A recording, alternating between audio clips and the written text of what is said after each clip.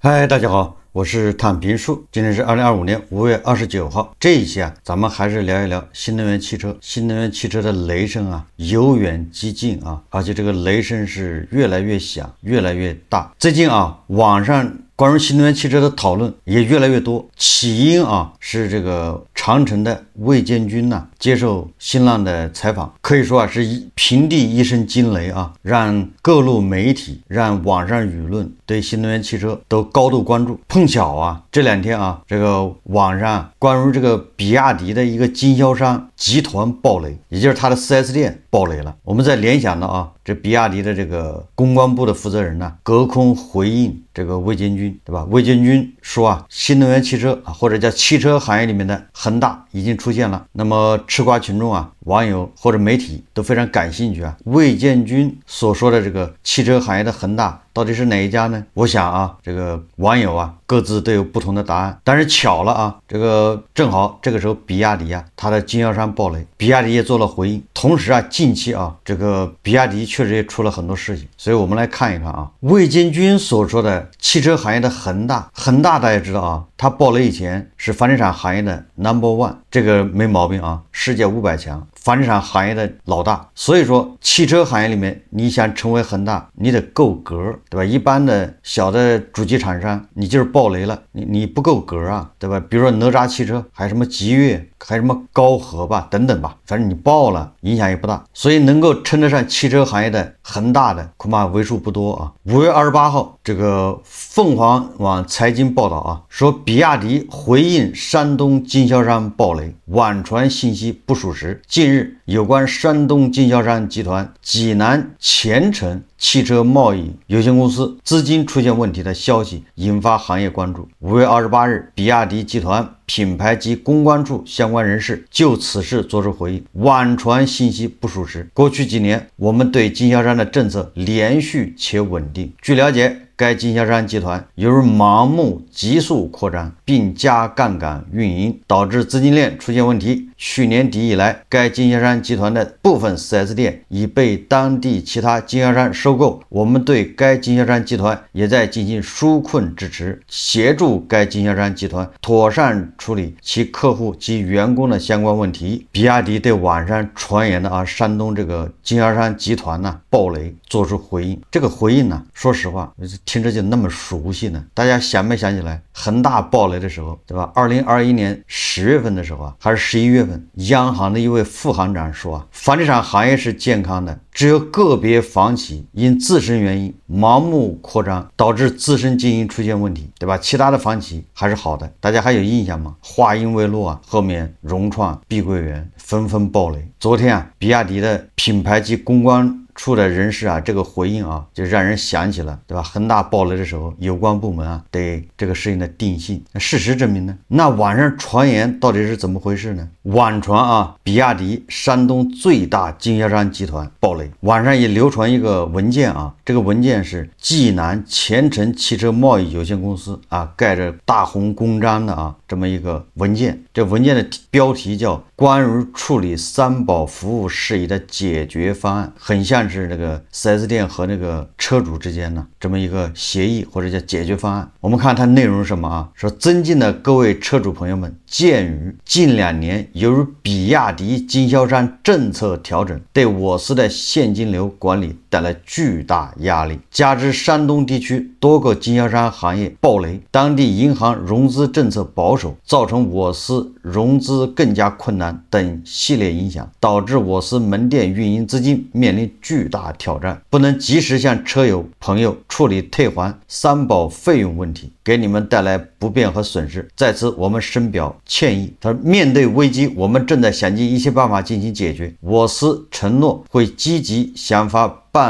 办法按照双方签署的合同履行相应的服务内容和退款义务。为解决该问题，我们将采取以下措施第一个是成立危机处理解决小组，由公司董事长牵头，负责全面协调统筹各项工作，积极和客户及政府沟通对接。解，第二个是积极寻求自救方案，已经在积极对接比亚迪和银行寻找解决方案第三个是积极寻求自救方案，我们正在利用各方力量寻求可能的重整方案和融资机会。第四个，自有资产正在整合，积极寻求银行和机构贷款，出租和出售，利用自有资产进行变现。对由此给各位客户造成的不便和损失，再次表示深深歉意。我们在积极自救的同时，也正在寻求当地政府部门支持和帮助，并且得到了政府部门的积极响应。解决上述问题需要时间和努力，请相信我们，给我们一定的时间和空间，我们争取在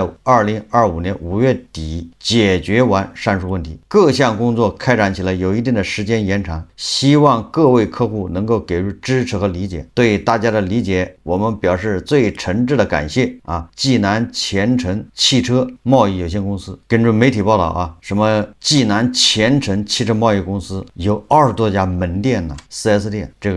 所以这就是网传的比亚迪山东最大的经销商爆雷。当然了，比亚迪公关部的回应说网传不属实。为什么这个是这么巧呢？前面长城的魏老板刚对吧放了一炮，说汽车圈的恒大已经出现了，这边比亚迪最大的山东的经销商前程集团爆雷，浮出水面。实际上它是4月份就已经出现资金链兑付问题了。他刚才这个网传的这个通知是4月17号发的，那也就是恐怕3月份开始他就钱就付不出来了。为什么这个事情大家非常关注呢？因为我们一直在讨论就是这个汽车厂商基于它下面是个生态对吧？从供应商，上游是叫供应商，下游叫经销商，是整个这个汽车主机厂商它整个的一个生态。汽车厂商是核心，但它的下面经销商出现爆雷，你不管怎么说说明它这个生态出问题了，对吧？我们先不要急着说这主机厂商有问题，但至少说明你这个以主机厂商为主的、为核心的，你的整个的产业链、你的整个生态已经出问题了，有组织坏死，山东最大的经销商爆雷。或者我们再联想一下吧，最近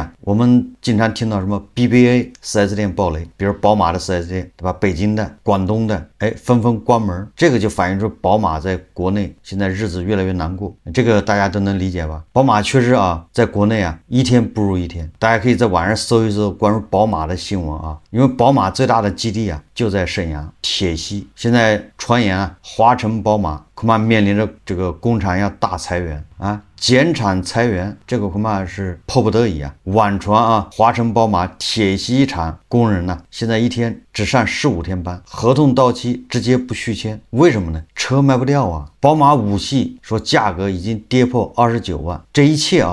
就在这2-3年之内发生的。早几年你要买辆宝马5系，你要加价提车就是你想马上拿到车，你得加钱。现在据说这个宝马的库存堆成山，车卖不动，这个反映的是什么呢？反映的实际上是这个汽车行业的内卷加剧，对吧？这也是长城的魏建军说的。当然宝马有宝马的问题它跟那个新能源汽车跟其他的汽车厂商各自有各自的不同的问题，但是面临的这个市场是一样的。所以宝马在中国它面临困难，从这个 4S 店关门，对吧？也能反映出来。我再举个例子我们说恒大爆雷，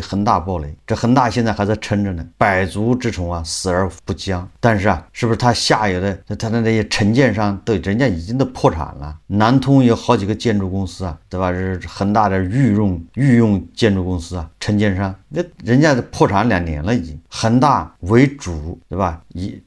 依附于它也建立了一个生态，有那个什么卖家具的，还有卖漆的，都是跟恒大有关系。好多企业都已经破产重整了。所以当这个网上传出山东这个比亚迪最大的经销商爆雷，所以这个比亚迪非常关注马上出来辟谣，网传信息不属实。但是我们看这个网传的山东这个济南前程汽车贸易有限公司这贴的这个文件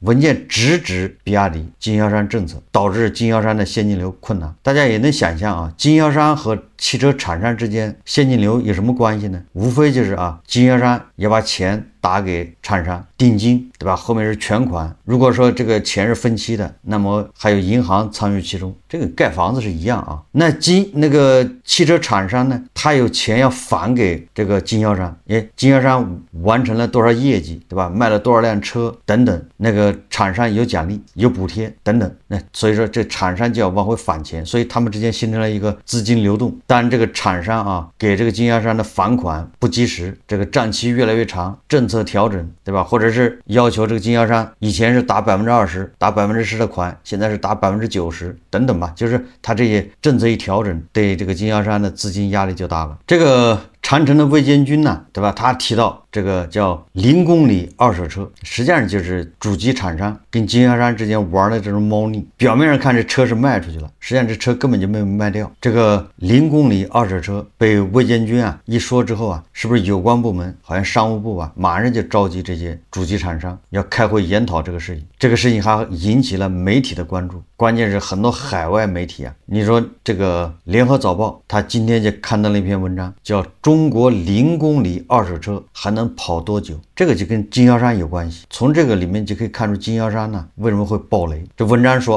他说在一般人的认知中二手车就是上过路、跑过城的旧车，但最近中国官方的一次约谈却揭开一个畸形销售现象，有些车可能连马路都没上过就被贴上二手的标签售卖。据路透社报道它是中国商务部星期二，也就是5月27号召集比亚迪、东风汽车等主要车企、汽车行业协会以及二手车交易平台就0公里二手车问题展开讨论。截至发稿，中国商务部尚未对外确认召开相关会议，但东风汽车相关人士证实，公司已派代表出席。0公里二手车指的是那些已完成车辆登记手续、名义上属于二手车，但实际行驶里程几乎为0的新车。说中国最大的 SUV 制造商长城汽车董事长魏建军上周接受新浪财经采访时抨击这一乱象。他还透露，目前在懂车帝、瓜子二手车、闲鱼等多个平台上，约有3-4千个卖家在售卖这类0公里二手车。有财经自媒体称，这类伪二手车正以惊人的速度冲击市场。根据中国汽车流通协会数据，2024年中国二手车交易中，登记时间不超过3个月、行驶里程不超过50公里的车辆占比达13%，相比于2020年增长7.2个百分点。这个你想想你怎么解释吧？这个车50公里都没跑到，然后登记时间只有3个月，就是这个别人买去才3个月就要往出卖，这样的车子居然占二手车的13%，这不显然这都是假的吗？这谁会买了车3个月就要往出卖呢？3个月车还没开几回呢，而且里程不超过50公里，买完就后悔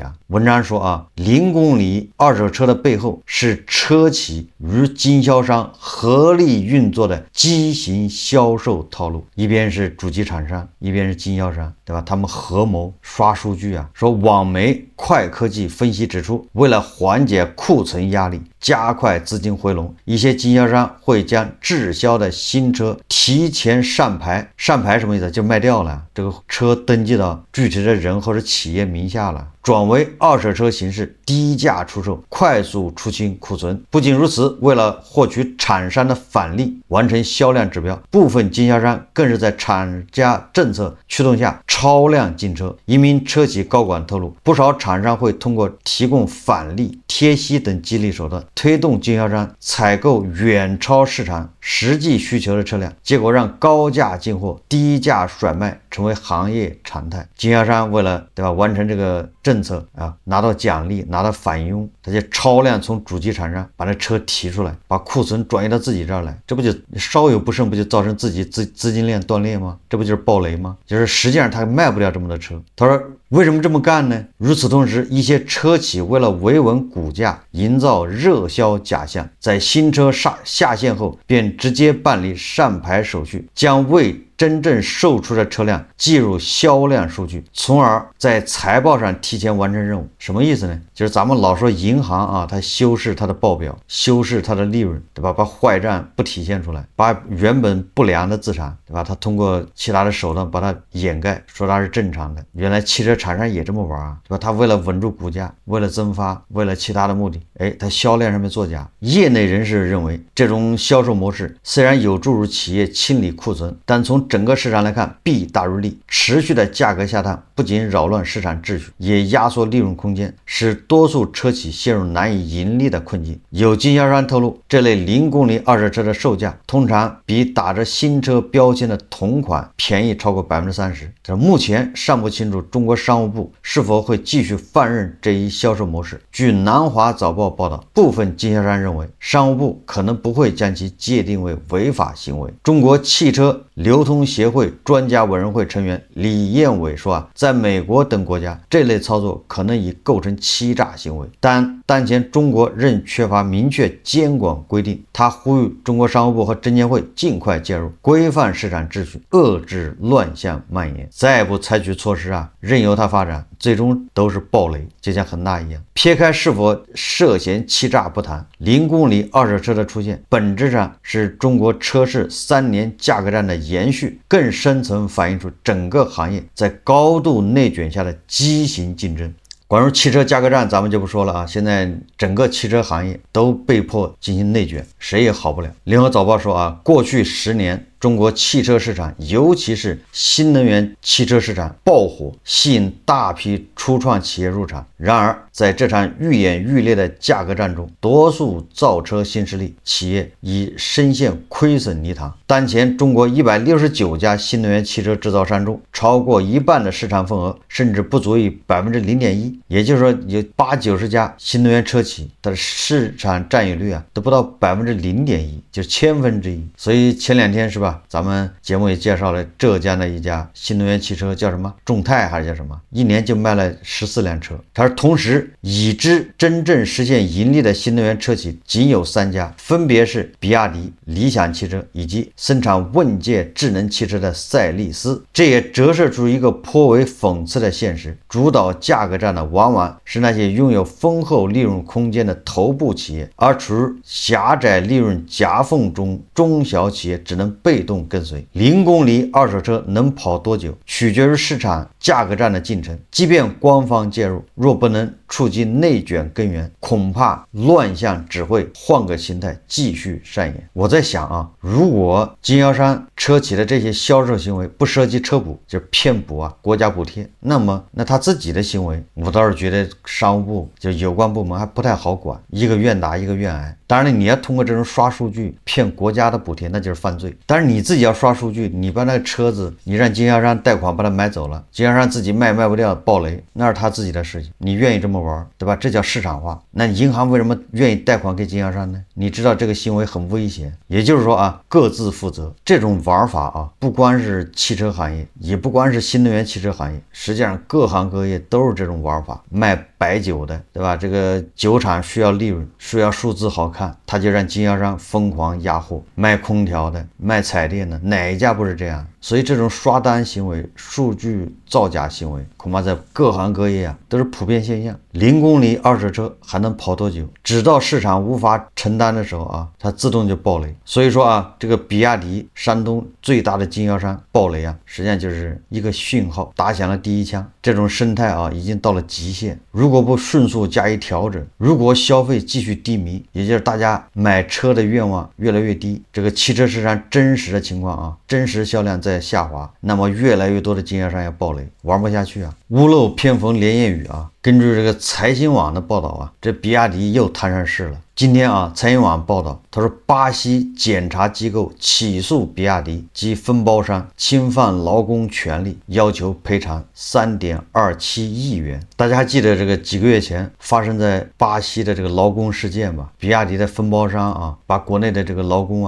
搞到巴西去了，结果人家巴西的这个检察院呢，就是突击检查，发现这些劳工这个居住条件、生活条件堪比这个奴役奴隶，对吧？引起了媒体关注，引起舆论关注。这个事情还没完呢，说因比亚迪巴西工厂关于工人劳动环境的调查未能达成调整协议，巴西当地劳动检察机关向法院提起诉讼，要求比亚迪及其2家分包商赔偿2.57亿雷亚尔约合人民币3.27亿元，作为精神损失费。当地时间5月27号，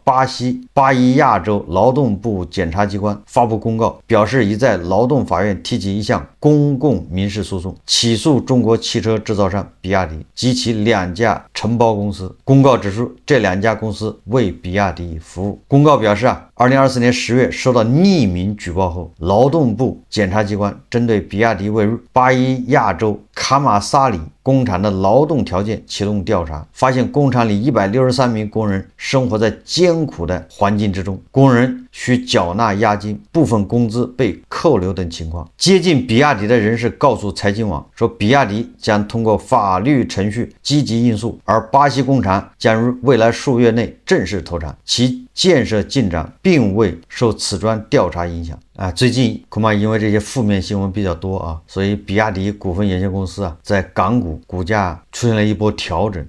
短时间内累计跌幅超过10%。摩根士丹利的分析师指出由比亚迪引发的价格竞争可能会持续下去，其影响可能蔓延至今年下半年。彭博分析师表示，比亚迪对22款电动车的大幅降价凸显出其2025年重点放在销售量上，这将迫使竞争对手进一步加大折扣力度，或在销量和市场份额上让步。这个彭博的分析师认为下半年这个汽车的折扣幅度可能进一步加大，也就是价格战更加残酷。主机厂商发动的这场价格战，那会波及这个产业链的上下游。它的降价来源于哪儿呢？那就要求供应商你也得降价，它要压缩成本。也就是这个以主机厂商为主的这种生态这个产业链里面，其他的都是在弱势地位，你没有议价能力。有很多企业它本来就是绷得很紧，资金链，你比如说这个济南的这个最大的 4S 店经销商呢，它本身资金就绷得很紧，所以这个时候你稍微政策一调整，对吧？这些杠杆高的先爆。所以2025年